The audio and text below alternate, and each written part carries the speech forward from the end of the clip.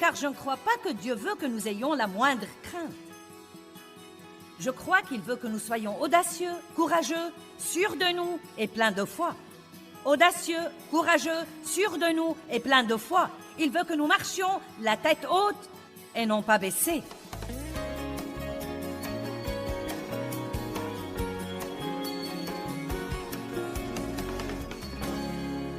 Eh bien, Dieu nous donne la foi. Romains 12, 3 dit « Dieu a donné à chacun une mesure de foi. » Donc, vous avez la foi. Vous ne devez pas prier pour avoir la foi. Je ne dois pas prier pour l'avoir. Je dois simplement utiliser la foi que j'ai. Et plus j'utilise la foi que j'ai, plus je serai fort. La foi peut s'accroître, mais le seul moyen de l'accroître, c'est de l'utiliser. Et la foi est une force. Elle est en fait une force puissante qui réside à l'intérieur de notre esprit. Et quand elle est libérée, des choses énormes peuvent arriver dans notre vie. Comme par exemple, la Bible dit « La prière du juste agit avec beaucoup de force. » Donc la foi est une force efficace. Nous avons la foi, mais je crois qu'il y a un genre de loi dans l'univers que j'appelle « utilisez-le ou perdez-le ». Et donc, si vous n'utilisez pas un muscle, il sera vraiment atrophié et affaibli et vous ne pourrez pas l'utiliser. Si vous avez un bras plâtré ou une jambe plâtrée, quand vous enlevez le plâtre qui a été là longtemps, le muscle sera vraiment affaibli et vous devez faire une thérapie pour le fortifier de nouveau. Et je crois qu'il en est de même pour notre foi. Dieu a donné à chacun une mesure de foi, pas n'importe quel genre de foi, mais une mesure de foi divine. Vous devez avoir la foi, sinon vous ne sortirez même pas du lit le matin. Quand vous sortez du lit le matin, vous avez foi en vos pieds et dans le plancher, et si les deux se réunissent, vous pourrez vous tenir debout. Nous opérons donc tout le temps par la foi, par un genre de foi naturelle. Il faut de la foi pour rouler dans la circulation. Amen. Vous devez avoir la foi pour élever vos enfants. Vous devez avoir la foi pour vous marier et rester marié longtemps. Vous devez avoir beaucoup de foi, mais quand nous commençons à comprendre que la foi que nous avons comme croyants en Christ est une foi divine et que c'est en fait la foi de Dieu qui est en nous, que ce n'est pas un genre de foi humaine par lequel nous nous levons le matin et nous posons nos pieds sur le plancher, mais que la foi que nous avons est une foi divine spéciale. Et Paul a même dit qu'il est arrivé au point où il vivait par cette foi. Il a dit « Ce n'est plus moi qui vis, mais Christ qui vit en moi, car ma vie présente dans la chair, je la vis dans la foi au Fils de Dieu, qui m'a aimé et s'est livré pour moi. » Maintenant, la foi n'est pas forcément quelque chose que nous ressentons ou que nous voyons. La foi est une décision que nous prenons concernant à qui nous allons faire confiance. Je veux répéter. La foi n'est pas un sentiment que nous attendons d'avoir. Je ne dis pas « Oh, je me sens pleine de foi ce soir. » Vous savez, parfois, je me sens vraiment ointe et remplie de l'Esprit de Dieu quand je monte en chair. Et parfois, je ne le sens pas du tout. Mais j'ai découvert que si nous fonçons vraiment dans la foi, Dieu nous retrouve toujours quand nous faisons ce pas de foi et il nous aide à arriver là où nous devons être. Mais si nous restons là à attendre de ressentir quelque chose, nous pouvons attendre éternellement. Car la foi est la substance des choses que nous ne voyons pas et la substance des choses que nous ne ressentons pas. Elle est en fait, dit la Bible, un témoignage. C'est un témoignage spirituel, comme quoi nous faisons confiance à Dieu. Et vous savez, il y a toutes sortes de gens qui défilent à l'église tous les dimanches et n'apprennent jamais à exercer ou à libérer leur foi. La foi est une force qui réside au-dedans de nous et je crois que nous pouvons la libérer de 3 façons. En priant, en parlant et en faisant. En priant dans la foi et en disant quelque chose dans la foi. Je parle toujours de l'importance de confesser la parole de Dieu à haute voix. Si nous n'apprenons pas à arrêter de dire ce que nous ressentons et ce que nous pensons et à commencer à dire ce que dit Dieu, nous aurons toujours des ennuis. Il n'y a pas un seul séminaire que je fais n'importe où je ne parle pas quelque part dans ce séminaire, et probablement à plusieurs reprises, où je ne parle pas de l'importance de s'accorder verbalement avec Dieu et de confesser la parole de Dieu à haute voix. Et je peux vous le prouver par beaucoup de textes bibliques. Donc la foi est libérée. Quand je dis que je crois que je trouve grâce partout où que j'aille, c'est un texte biblique. Et si je le dis, ça aide à renouveler ma pensée de nouveau, comme quoi je peux me fier à Dieu. Je peux libérer ma foi quand je sors de la maison pour que Dieu me donne grâce partout où que j'aille et fasse que des choses spéciales se produisent dans ma vie. J'étais avec quelqu'un l'autre jour et il n'a pas eu la place de stationnement qu'il voulait et il a dit « Ça se comprend, c'est bien ma chance ». J'ai pensé, j'espère que tu me côtoieras assez longtemps pour changer cette attitude. Car vous savez, c'est l'attitude que le monde a et l'attitude que j'avais moi-même pendant très longtemps. Mais nous pouvons, en fait, libérer notre foi pour que Dieu nous donne grâce et pour qu'il fasse pour nous des choses qui nous laisseraient vraiment stupéfaits. De petites choses et de grandes choses. Et à vrai dire, je m'enthousiasme parfois pour les petites choses, beaucoup plus que pour certaines des grandes choses. Combien d'entre vous aiment observer la présence de Dieu dans votre vie de tous les jours qui fait que des choses se produisent et par lesquelles vous savez que c'est vraiment Dieu qui vous dit « Je suis là, je suis là ». Et à vrai dire, quand je repense à toutes les années, des années et des années où j'allais à l'église, et j'aimais Dieu. Et oui, j'ai entendu parler de se fier à Dieu pour le salut, et j'y ai cru, et j'ai cru que j'étais sauvée, que j'irais au ciel si je mourais. Mais je ne savais vraiment rien sur la foi, sur la vraie foi. Non, mais j'étais au courant de la foi qui sauve. Mais je ne savais rien sur ce merveilleux don de foi que Dieu nous a donné, qui peut apporter la guérison dans nos vies, et peut nous aider à vivre libérés de la culpabilité et de la condamnation, et peut nous permettre de faire de grandes choses, des choses que nous ne savons même pas faire. Et je veux vraiment vous encourager à ne jamais paresser et à ne jamais laisser ce merveilleux don de foi sommeiller en vous pendant que vous restez là à attendre un sentiment pour vous motiver à faire ce que vous devriez faire dans la foi. Et si vous le faites dans la foi, rappelez-vous que cela veut normalement dire que vous le faites sans sentiment et très souvent sans voir le résultat à ce moment-là. La Bible dit, quand vous priez dans la foi, croyez que ce que vous dites arrivera et il vous sera accordé. Elle ne dit pas que vous l'avez déjà, mais elle dit, quand vous priez dans la foi, croyez que ce que vous dites arrivera et il vous sera accordé. Eh bien, qu'est-ce qui se passe entre la prière, la libération de votre foi et croire ce que vous dites arrivera? Qu'est-ce qui se passe entre ça et l'exaucement? Beaucoup de patience et beaucoup de mensonges de Satan. Et nous allons parler de tout ça. J'effleure certaines des choses dont nous allons parler ici ce week-end. Donc, la foi ne vous sert à rien si vous ne la libérez pas. Vous libérez votre foi en priant et en parlant. Vous pouvez libérer votre foi toute la journée juste en apprenant à confesser la parole à haute voix. Levez-vous le matin et dites « Dieu m'aime ». Je suis la justice de Dieu en Christ. Mes péchés me sont pardonnés. Ce sera une merveilleuse journée. Quelque chose de bien va m'arriver aujourd'hui.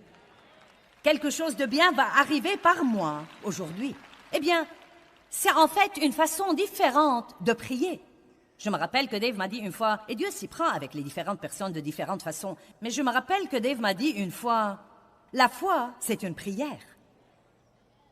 Et je savais ce qu'il voulait dire. Quand, juste ce simple, je me fie à toi, Dieu. C'est une prière. Mais si souvent nous faisons de la prière une si rude épreuve, et nous la compliquons, et nous la légalisons au point où nous la faisons par devoir, mais nous n'en jouissons vraiment pas. La prière est puissante. Elle change vraiment les choses. Mais nous devons prier dans la foi. Maintenant, je crois que nous avons tous probablement beaucoup de craintes. Des tas de petites craintes. D'habitude, quand ce sont de grandes craintes, vous savez qu'elles sont là. Mais je crois que nous avons tous probablement des tas de petites craintes auxquelles nous nous sommes habitués et que nous devons tolérer si longtemps que nous ne nous rendons peut-être pas compte que nous les avons. Qu'en pensez-vous? Vous pensez que c'est possible? Combien d'entre vous pensent que c'est possible? Je me demande combien de fois nous pensons « Oh, je crois que je vais faire ça ». Et ensuite, une pensée craintive vient et nous disons « Je ne vais pas le faire ». Et nous n'arrêtons même pas pour dire « Dieu, est-ce quelque chose que tu veux que je fasse ?» Car quand la Bible dit « Ne craignez pas », elle ne dit pas de ne pas ressentir la crainte. Cela veut en fait dire que quand vous ressentez la crainte, ne la laissez pas vous arrêter. Le courage n'est pas l'absence de la crainte, c'est de foncer face à la crainte. Nous devons donc apprendre à, si je vais faire quelque chose et que cette pensée craintive vient, je dois penser à ce que je pense et me rendre compte que c'est probablement le diable qui essaye de m'empêcher de faire quelque chose que Dieu veut que je fasse. Et je peux aborder le problème à l'instant même et dire « Je ne vais pas vivre dans la crainte. Je ne vais pas vivre dans la crainte. C'est le moment de parler à haute voix. Je ne vais pas vivre dans la crainte parce que Dieu est avec moi et aller de l'avant. Aller de l'avant. Vous savez quoi? Je suis furieuse contre le diable parce qu'en fait, il vole vraiment la destinée des gens par la crainte. Et je ne veux pas que vous laissiez le diable vous voler votre destinée. Je veux que vous possédiez la terre promise et non seulement aller à l'église et entendre parler d'elle et en parler toute votre vie et prier pour la posséder, mais ne jamais vraiment vivre dans les promesses de Dieu. Je veux que vous jouissiez de Dieu et que vous jouissiez de vous et que vous jouissiez des gens qui vous entourent et que vous fassiez tout ce que vous pouvez faire dans votre vie pour la gloire de Dieu. Mais la crainte entravera tout ça. Ce serait probablement pitoyable si nous pouvions entasser tout ce que le diable a volé à tout le monde ici ce soir dans cette salle collectivement par la crainte. Nous serions absolument exaspérés pour avoir laissé l'ennemi nous faire ça. Oui, j'ai dit, pour avoir laissé l'ennemi nous faire ça. Il n'y a qu'une seule attitude que le chrétien puisse avoir envers la crainte qui soit acceptable à Dieu, et c'est très simplement la suivante. Je ne craindrai pas. Je ne craindrai pas. Cela ne veut pas dire que vous ne ressentirez pas de crainte. Si vous ne comprenez pas les nuances de ce que je dis maintenant, la prochaine fois que vous ressentez la crainte, vous direz « ça n'a pas marché pour moi ». En fait, je vais vraiment faire un pas de foi là et dire quelque chose. Je ne suis pas sûre que vous puissiez chasser la crainte par la prière. Vous savez ce que vous devriez prier? Je crois que vous devriez prier Dieu de vous donner le courage de confronter la crainte quand elle vous assaille. Vous savez pourquoi? Parce que Satan va toujours essayer de vous empêcher d'avancer. Toujours. L'apôtre Paul dit dans 1 Corinthiens 16, verset 9, « Une porte grande et efficace est ouverte à mon activité et il y a beaucoup d'adversaires. » Nouveau niveau, nouveau diable, c'est comme ça que ça marche. Nous prions pour la promotion et nous oublions que nous aurons quelque chose avec la promotion. Une porte grande et efficace est ouverte à mon activité et il y a beaucoup d'adversaires. Ne demandez pas quelque chose à Dieu si vous n'êtes pas prêt à payer pour l'avoir. Parfois, Dieu essaie de nous donner quelque chose et nous sommes comme « Eh bien, je ne comprends pas ce qui se passe. » Eh bien, c'est le diable qui essaye de vous effrayer. Vous devez donc dire « Je ne craindrai pas ». Tant que vous êtes sûr et que vous savez dans votre cœur que vous faites ce que vous croyez que Dieu vous mène à faire ou vous a demandé de faire, ou si c'est quelque chose dans la parole de Dieu, à ce moment-là, vous devez aller de l'avant. La crainte veut dire abandonner, s'enfuir. Et il y a tant de sortes différentes de craintes. Non, mais je les ai cherchées dans le dictionnaire une fois, et je les ai cherchées dans l'encyclopédie, et c'est la crainte de ceci, et la crainte, et la crainte, et la crainte, et cette phobie, phobie, phobie, phobie. Et vous savez, je vais me prêcher moi-même ce week-end aussi bien que vous. Car bien que je ne sois pas une personne vraiment craintive, je sais qu'il y a de petites craintes que j'ai probablement tolérées dans ma vie. Et je ne veux plus ça, car je ne crois pas que Dieu veut que nous ayons la moindre crainte. Je crois qu'il veut que nous soyons audacieux, courageux, sûrs de nous et pleins de foi. Audacieux, courageux, sûrs de nous et pleins de foi. Il veut que nous marchions la tête haute et non pas baissée. Il veut que nous ayons un but et non pas traîner les pieds comme si nous n'en avions pas. Il ne nous veut pas les bras ballants, il nous veut vigilants. Il ne nous veut pas inactifs à cause de la crainte. Il nous veut actifs et que nous causions au diable tous les jours une dépression. Je ne craindrai pas. Je ne craindrai pas. Que me feraient les hommes? Si Dieu est pour moi, qui sera contre moi? Si Dieu est pour moi, de qui aurais-je peur? Alléluia. Mais Joyce, je ne sais pas ce qui va arriver. Qui le sait? Moi non plus. Et vous savez quoi? Même si vous croyez que vous savez, vous ne savez pas. Eh bien, Dieu m'a dit. Peut-être qu'il vous a dit ce qui va arriver, mais je parie qu'il ne vous a pas dit quand. Et donc, vous serez testé comme tous les autres. Oh, tu as inventé ça, Dieu ne te l'a pas dit, ça ne va jamais arriver, tu ferais aussi bien de l'oublier. Combien de craintes est-ce que nous tolérons dans nos vies? Père, je prie en ce moment au nom de Jésus que la moindre crainte que nous tolérons dans nos vies, par paresse ou parce que nous l'avons tolérée si longtemps que nous ne reconnaissons même plus ce qu'elle est, je prie que tu nous la révèles et que, une par une, nous résistons et nous luttions contre la crainte jusqu'à ce que nous soyons complètement libérés de son tourment. Au nom de Jésus. Amen. Marc chapitre 11 va plutôt être notre texte de base ici ce week-end. Je veux vous répéter ceci assez de fois pour qu'il résonne dans vos cœurs quand vous partirez d'ici. Marc 11, 22.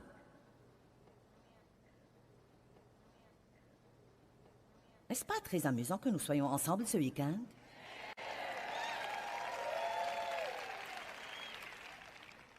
Marc 11, 22. Et Jésus répondit et dit, « Ayez foi en Dieu constamment. »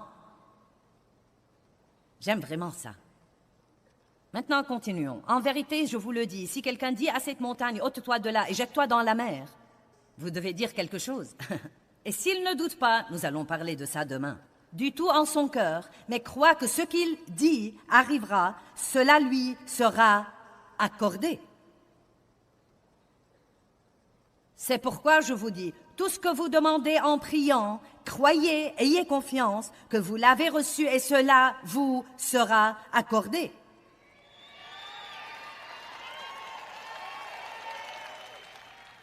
Et je lance ceci pour faire bonne mesure. Eh bien, arrête là, Joyce. Et quand vous êtes debout en prière, si vous avez quelque chose contre quelqu'un, si vous avez quelque chose contre quelqu'un, si vous avez quelque chose contre quelqu'un, oubliez, pardonnez-lui, laissez tomber, oubliez. Pour que votre Père qui est aux cieux vous pardonne aussi vos péchés et vos fautes, et les oublie et les laisse tomber. Maintenant, le verset 26. Mais... croyez-moi, c'est les « et » les « si » et les « mais » dans la Bible qui changent vraiment tout. Mais si vous ne pardonnez pas, votre Père qui est aux cieux non plus ne vous pardonnera pas vos fautes et vos défauts. Maintenant, vous savez, ça n'a rien de mystérieux. Ça n'a pas besoin de compréhension ou d'interprétation. Ça n'a même pas besoin de révélation. Si vous êtes fâché à cause de quoi que ce soit contre quiconque, offensé, amer, plein de ressentiment ou quoi que ce soit, vous dites, eh bien Joyce, ça ne peut pas inclure ce qu'on m'a fait. Vous savez pourquoi? Parce que vous ne voulez pas que votre foi ne travaille pas parce que vous vous accrochez à un quelconque sentiment et que vous êtes fâché contre quelqu'un qui est probablement sorti d'amuser et se fiche pas mal de ce que vous soyez vexé. Amen. Certains d'entre vous sont même fâchés contre des personnes qui sont mortes. Mais à quel point c'est stupide.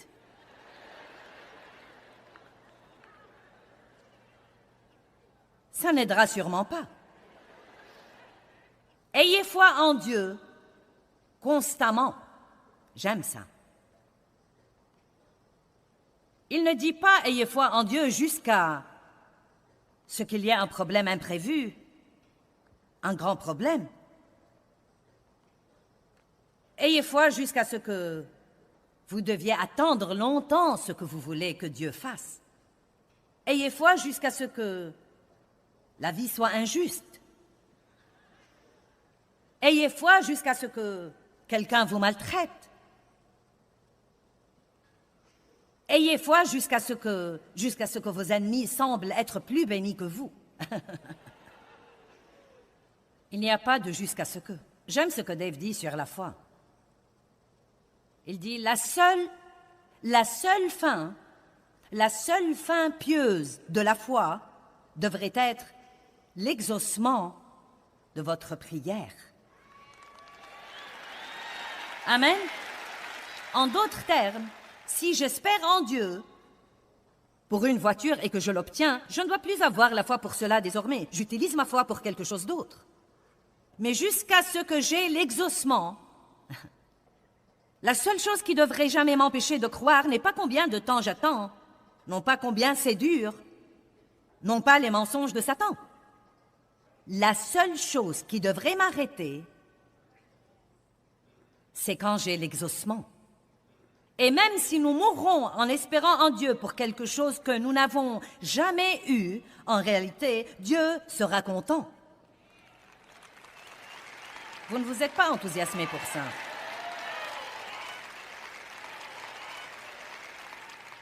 Vous voyez, à l'instant où j'ai dit ça, vous avez eu peur.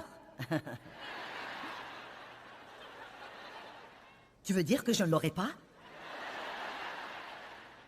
Vous voyez, voilà le problème. Maintenant, regardez-moi. Ce n'est pas avoir ce que nous voulons qui nous rend heureux. C'est dans l'attitude de foi dans laquelle nous vivons et dans la confiance en Dieu que nous trouvons la paix et la joie. Romains 15, verset 13 dit « La joie et la paix se trouvent dans la foi ». Il ne dit pas « La joie et la paix se trouvent dans l'obtention de tout ce que vous voulez ».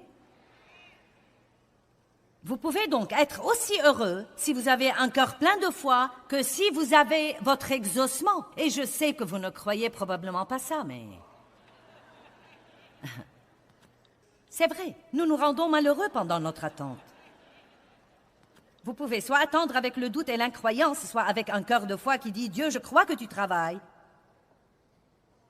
en ce moment et que tu n'es pas un homme pour mentir et je crois que tu ne tardes pas. Et je crois que si c'est ce que je suis censé avoir, tu me le donneras et personne ne t'arrêtera. » Et ensuite, vous pourriez ajouter ça. Et Dieu, si tu ne veux pas que je l'ai à ce moment-là, je ne le veux pas.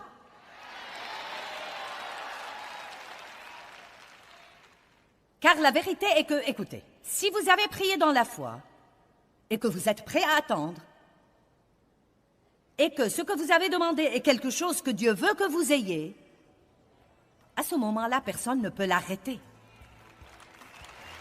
Personne! Aucun diable! Personne! Personne! Eh bien, 1 Jean 4, 18 nous enseigne que l'amour parfait chasse la crainte. Et vous savez, vous pouvez être sûr que Dieu a un amour parfait pour vous. Il a un amour parfait pour nous tous. Et en fait, Dieu travaille toutes choses en notre faveur, même quand ça n'en a pas l'air. Maintenant, rappelez-vous de ceci. Bien que vos circonstances aujourd'hui n'aient peut-être pas l'air aussi bonnes que ça,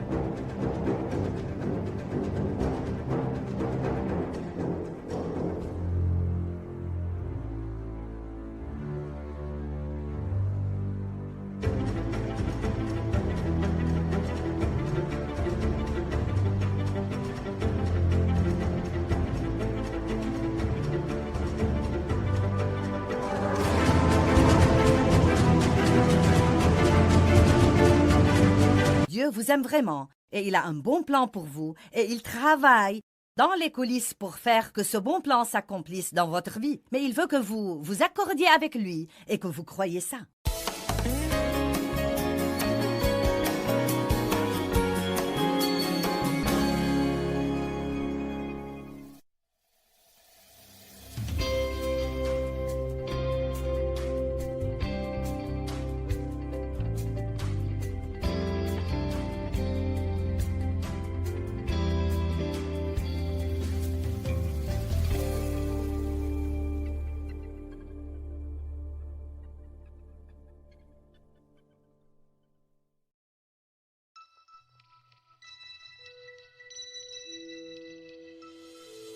La foi n'a rien à voir avec ce que nous voyons ou ce que nous ressentons. La foi est quelque chose dans notre cœur qui dit à notre cœur, Dieu est bon, Dieu tient parole, et si Dieu a dit qu'il fera ceci, il le fera. Je me fiche pas mal de ce que je vois ou ressens ou de ce que disent les autres ou combien de temps ça prendra.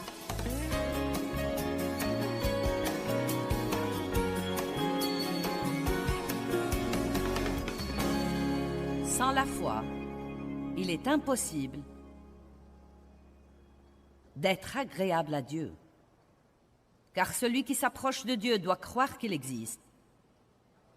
Et j'aime cette partie, et qu'il est le rémunérateur. Waouh! Waouh, waouh, waouh, waouh, waouh! Non seulement il existe, mais encore il est bon. Et il veut être bon envers nous. Sans la foi, nous ne pouvons pas recevoir et marcher dans le bon plan de Dieu pour nos vies. Et c'est pourquoi il n'est pas satisfait quand nous venons à lui sans la foi, parce qu'il veut nous donner de bonnes choses. La foi n'est pas le prix qui achète les bénédictions de Dieu. Elle est simplement la main qui s'étend et les reçoit. La grâce est le prix qui a acheté toutes les bénédictions de Dieu. Ma foi n'achète pas les bénédictions. Jésus a acheté les bénédictions avec son sang. Mais je peux les recevoir par la main de la foi. Il n'y a aucune raison pour que Dieu veuille me bénir. Il n'y a aucune raison dans le naturel pour qu'il veuille vous bénir. Je ne les mérite pas, vous ne les méritez pas. Mais je suis prête, je veux bien les recevoir. Je veux bien les avoir. Et je crois que le fait que nous ne les méritions pas rend la chose d'autant plus étonnante. Étonnante! Étonnante! Absolument époustouflante, étonnante. Vous dites, eh bien, que veut Dieu que je fasse? C'est la question de tout le monde. Dieu, que veux-tu que je fasse? Vous avez prié, vous n'avez pas été exaucé, donc que veux-tu que je fasse? Il faudrait que vous arrêtiez de faire quelque chose.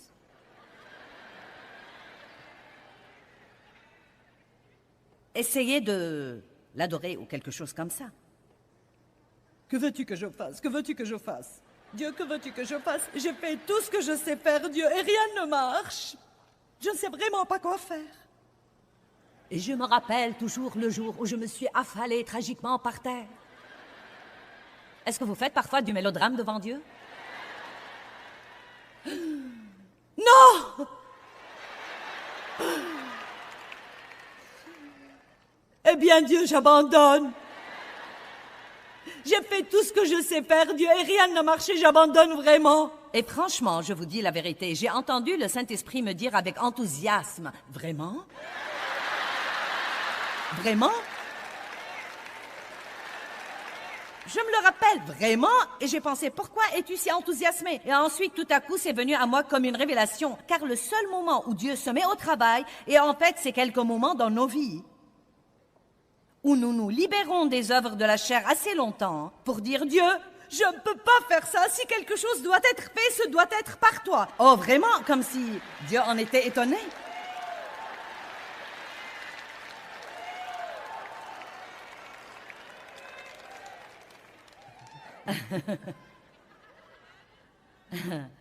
Allez, est-ce que vous faites parfois du mélodrame devant Dieu? Je ne peux plus supporter Dieu, je ne peux plus supporter désormais.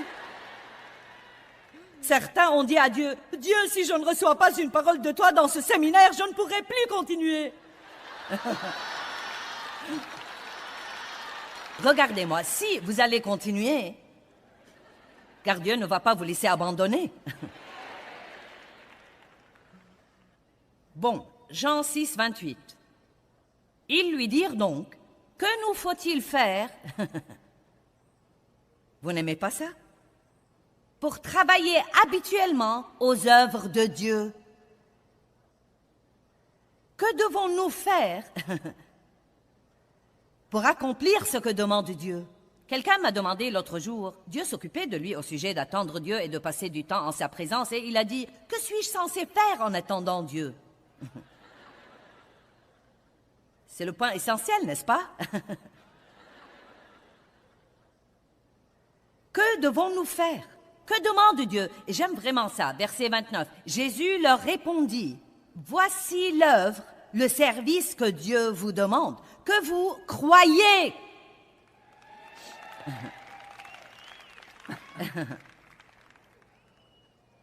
Vous voyez, c'est un tel choc pour certains d'entre vous qui sont des bourreaux de travail.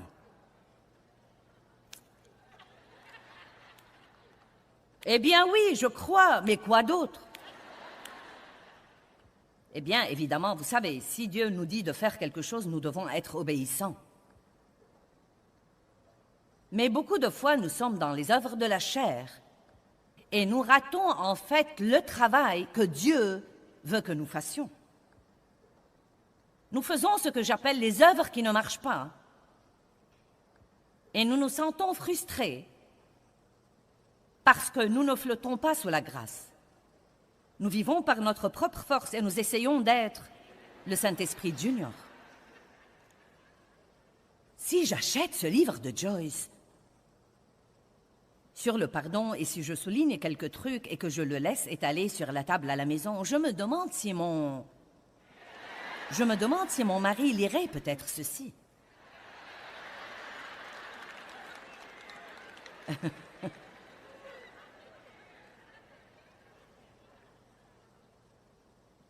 Vous me comprenez donc? J'aime aussi Jean 11, 40. Écoutez, Jésus lui dit, « Ne t'ai-je pas dit et promis que si tu crois, tu verras la gloire de Dieu? » N'est-ce pas merveilleux? Que veux-tu que je fasse? Crois. Eh bien, chaque fois que nous décidons d'obéir et nous décidons de croire et de recevoir quelque chose par la foi, comptez là-dessus, la crainte viendra. La crainte viendra, mais nous pouvons y répondre par la foi toutes les fois et dire « Je ne craindrai pas. Je ne craindrai pas. » Hébreux 11, 1. Or, la foi est l'assurance des choses qu'on espère et la conviction de celles qu'on ne voit pas. Maintenant, regardez ça. La foi n'a rien à voir avec ce que nous voyons ou ce que nous ressentons. La foi est quelque chose dans notre cœur qui dit à notre cœur, Dieu est bon, Dieu tient parole, et si Dieu a dit qu'il fera ceci, il le fera. Je me fiche pas mal de ce que je vois ou ressens ou de ce que disent les autres ou combien de temps ça prendra. Vous devez comprendre ce qu'est la foi, car si vous croyez que la foi est quelque chose que vous êtes censé ressentir, vous n'avez rien compris. Je ne sens vraiment pas que Dieu m'aime. Ne dites jamais ça. Ne dites jamais « je ne sens pas que Dieu m'aime ». Connaissez la Bible assez pour dire « je me fiche pas mal de ce que je ressens ». Je suis enraciné dans son amour. Son amour me rend plus que vainqueur par Christ. Dieu m'aime, il m'aime inconditionnellement. Quand j'étais toujours un ennemi de la croix, il m'a aimé et il est mort pour moi. Puis-je vous dire que Dieu ne vous aimera jamais plus qu'il ne vous aime en ce moment? Allez, je vais répéter. J'ai dit que Dieu ne vous aimera jamais plus qu'il ne vous aime en ce moment. Vous dites, eh bien, et si je me comporte mieux? Non, il ne vous aimera pas plus qu'il ne vous aime en ce moment. Il sera content pour vous car cette obéissance ouvrira de nouveaux niveaux de ce que Dieu peut faire dans votre vie, mais il ne vous aimera pas plus qu'il ne vous aime en ce moment. Dieu aime même la personne qui est non sauvée autant qu'il aime ceux d'entre nous qui se croient être les plus religieux.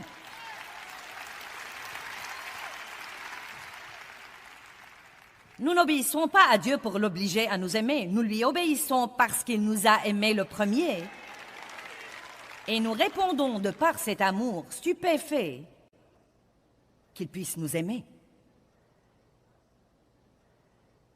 La crainte est l'ennemi de la foi. Eh bien, tout doit avoir une force qui s'oppose à lui sur terre. Je n'arrive pas à trouver quelque chose qui n'en a pas. Pour que la foi travaille et ait de la valeur, il doit y avoir la crainte qui vient contre elle. Vous dites, j'aimerais mieux ne pas avoir toute cette opposition. Eh bien, si vous n'aviez pas d'opposition, vous seriez peut-être un pire gâchis. Vraiment, nous serions peut-être de pire gâchis que nous ne le sommes. Je pense à l'abeille qu'on avait prise dans une navette spatiale en vol pour aller dans une autre planète. Et là-haut, dans l'atmosphère d'apesanteur, elle n'a jamais eu à battre des ailes, elle a juste flotté dans l'atmosphère d'apesanteur, sans opposition, sans battement d'ailes, flottant tout simplement. Et la fin de l'histoire était qu'elle a aimé le tour, mais qu'elle est morte.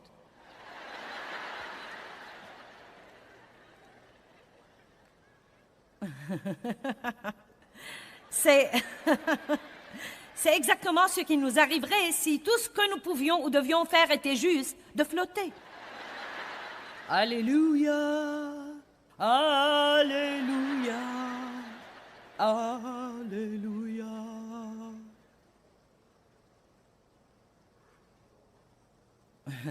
Je livre le tout. Si tout ce que nous devions faire était juste de flotter,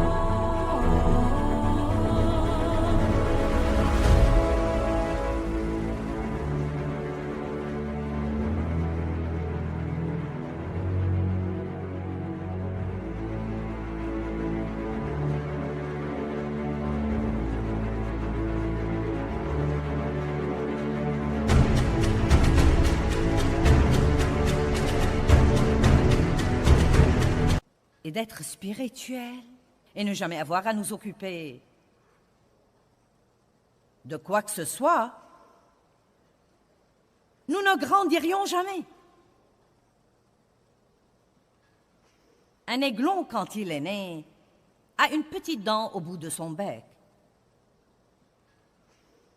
Et quand il est encore dans l'œuf, il utilise cette petite dent pour picoter, picoter, picoter, pec, pec, pec, pec, pec, pec, pec, pec, pec, pec, pec, pec, pec, pec. Non mais des heures et parfois des jours à picoter, picoter, picoter. Et finalement, il fait une petite fêlure et ensuite il picote et picote et picote, pec, pec, pec, pec, pec, pec, pec, pec, pec. Maintenant, vous savez comment nous sommes? Quand nous devons picoter, pec, pec, pec, pec, pec, pec, pec, nous disons, eh bien, allez Dieu, j'en ai déjà assez de picoter. Peux-tu me faire sortir d'ici? Allez. Eh bien, un homme a signalé qu'il a vu un bébé aiglon essayer de sortir de l'œuf et il a décidé de l'aider. Eh bien, ça n'a pas marché, il est mort. Il avait besoin de l'opposition pour être fort. Et nous avons besoin de l'opposition pour être forts. Amen. Donc rappelez-vous la prochaine fois où les choses prennent plus longtemps que vous ne voudrez, dites juste, diable, je vais continuer à picoter. Pec, pec, pec, pec, pec, pec, pec. Picoter dans la foi. En fait, tout doit avoir une opposition. Pour qu'il y ait le bien, il doit y avoir le mal. Sinon, qui saurait même ce qu'est le bien? L'amour et la haine, la dépression et la joie, la rudesse et la bonté, le bruit et le calme, le positif et le négatif, la générosité et l'avidité, la lumière et l'obscurité, la crainte et la foi, les occasions et les adversaires. Et vous savez, nous voyons que dans chacune de ces choses, Dieu nous donne l'une et le diable vient contre nous avec l'autre pour essayer de nous voler celle que Dieu nous a donnée. Mais nous allons continuer à picoter. Je crois que je vais changer le titre de ce message en « Le coup de bec de la foi ». Vous savez pourquoi il y a des forces opposées? Parce que Dieu ne veut pas des robots qui le servent machinalement parce que c'est vraiment tout ce qu'ils savent faire. Vous savez pourquoi Dieu a créé l'homme? Il voulait la communion avec lui. Il nous a créés pour nouer une relation. Il voulait quelqu'un avec qui nouer une relation, et donc il nous a créés à son image, parce que c'est vraiment cool de pouvoir communier avec quelqu'un qui est comme nous. Maintenant, vous savez, j'aime mon chien, mais je n'ai pas le même genre de camaraderie avec mon chien qu'avec un très bon ami. Parfois je l'ai, mais n'embarquons-nous pas dans ça. Bien. Dieu nous donne ces choses opposées parce qu'il veut que nous choisissions. Nos propres choix, les choix que nous faisons, sont en fait certains.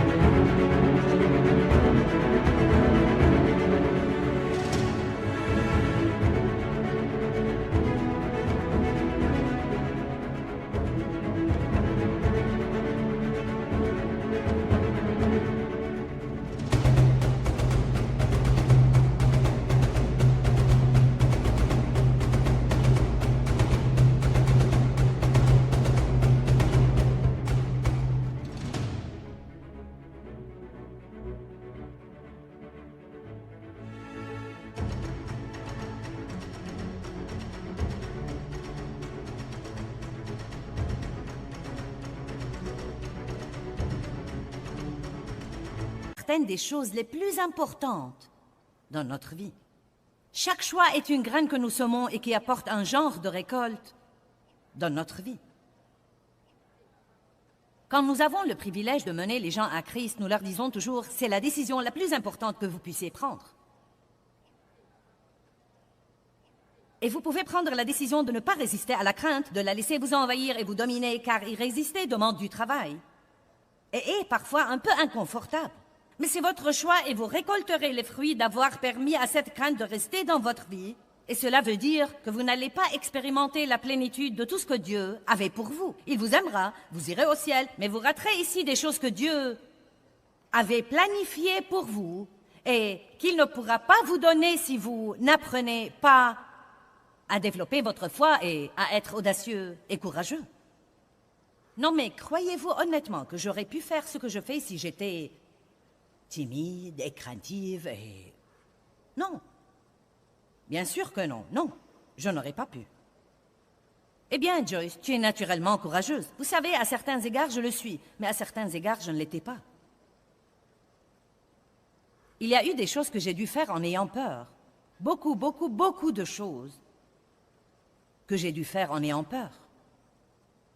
Deutéronome 30:19. J'ai mis devant toi la vie et la mort, le bien et le mal. Dieu, tu n'aurais pas pu me donner les bons trucs seulement? J'ai mis devant toi la vie et la mort, le bien et le mal. Choisis la vie afin que tu vives, toi et ta postérité. Nous devons être responsables de nos choix. Amen? Nous aimons prendre la responsabilité de nos bons choix, ce qui marche bien. Oh oui, Dieu soit loué. Mais nous ne tenons pas toujours à prendre la responsabilité de nos mauvais choix. Regardons Jean 14, 27.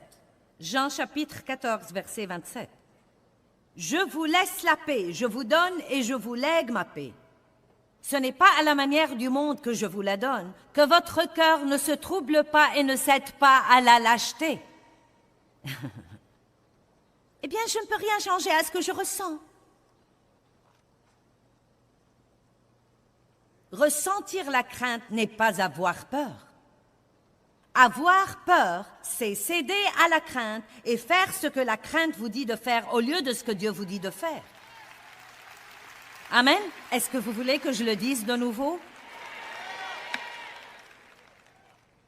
Que votre cœur ne s'alarme point. Que votre cœur cesse de craindre. Vous dites, je ne peux rien changer à ce que je ressens. Nous ne parlons pas d'un sentiment. Vous pouvez ressentir la peur, mais cela ne veut pas dire que vous avez peur à moins de céder à la crainte et de faire ce que dit la crainte au lieu de faire ce que dit Dieu. Maintenant, que les choses soient bien claires. Vous savez, si vous avez peur des eaux profondes, je ne vous suggère pas d'aller sauter du plongeoir ce soir pour prouver quelque chose. Quelqu'un m'a demandé si j'étais une bonne nageuse. Je lui ai dit, si je tombe à l'eau, vous feriez mieux de vous y jeter aussi. Mais je n'ai pas besoin de faire ça. Ce n'est pas quelque chose que Dieu me dit de faire. Je parle en fait des choses que le Seigneur nous dit de faire. La crainte amène le tourment, dit 1 Jean 4. La crainte amène le tourment. Or, évidemment, le seul moyen dont nous pouvons complètement surmonter la crainte, c'est de connaître l'amour parfait de Dieu pour nous. 1 Jean 4, 16 à 18. Le parfait amour jette dehors la crainte. Et celui qui craint n'a pas encore connu l'amour ou n'est pas accompli dans l'amour. Donc, plus nous savons et plus nous avons une révélation sur l'amour de Dieu pour nous, moins nous aurons peur parce que nous croirons comme un petit enfant qui dit « Mon papa va s'occuper toujours de moi ».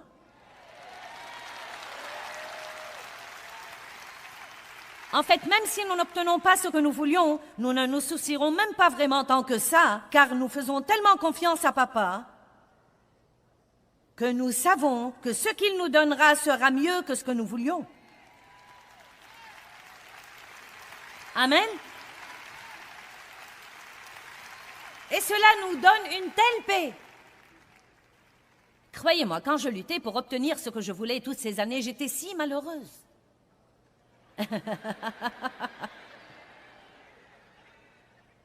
Et j'imagine qu'il y a des personnes ici ce soir et vous êtes là comme « Oui ».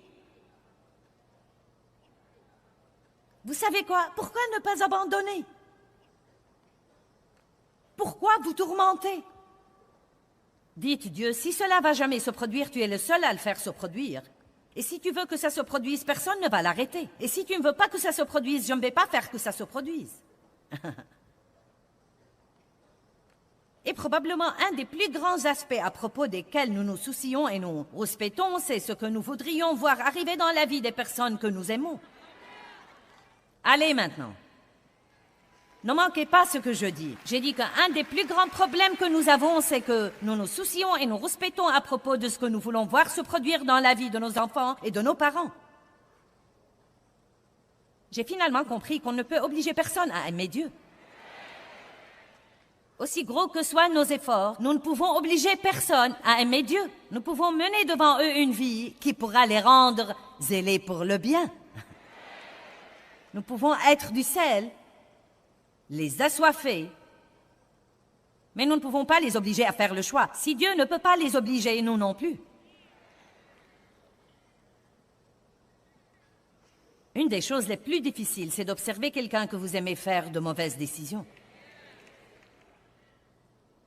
Vous dites tous...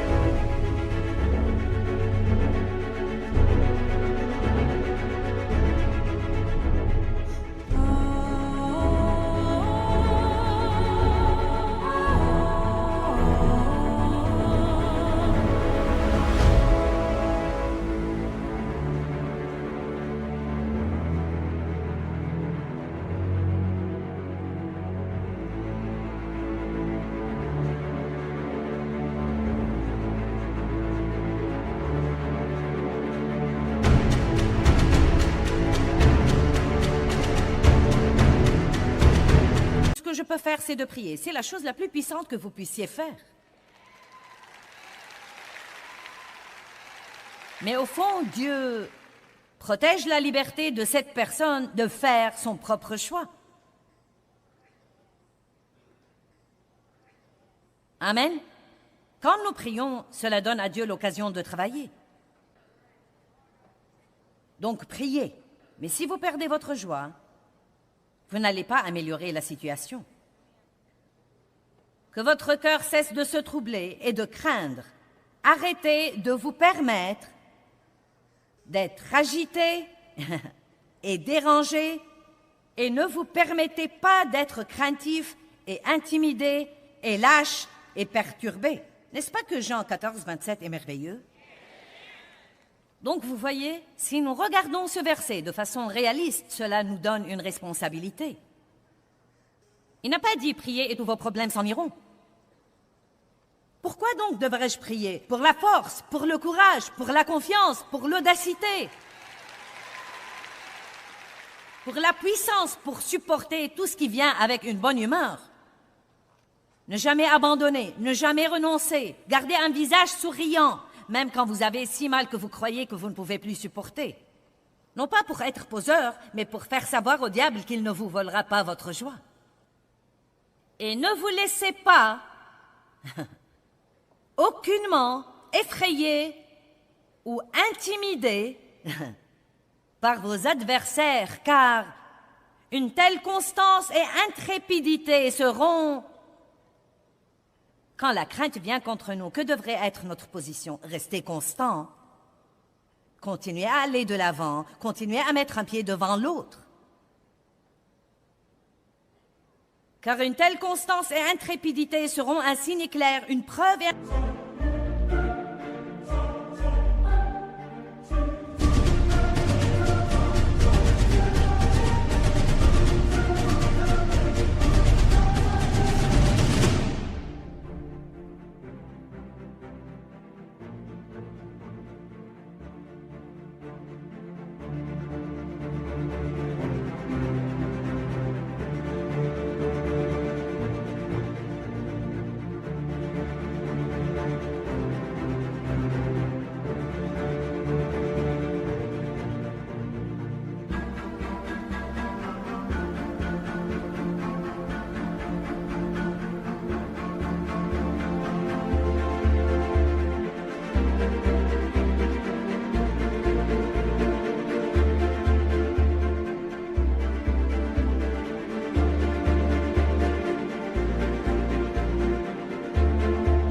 Caché pour eux, vos ennemis, de leur perdition imminente, mais un signe sûr et une preuve de votre délivrance et de votre salut, et cela de la part de Dieu. Donc c'est presque comme quand nous sommes dans une bataille.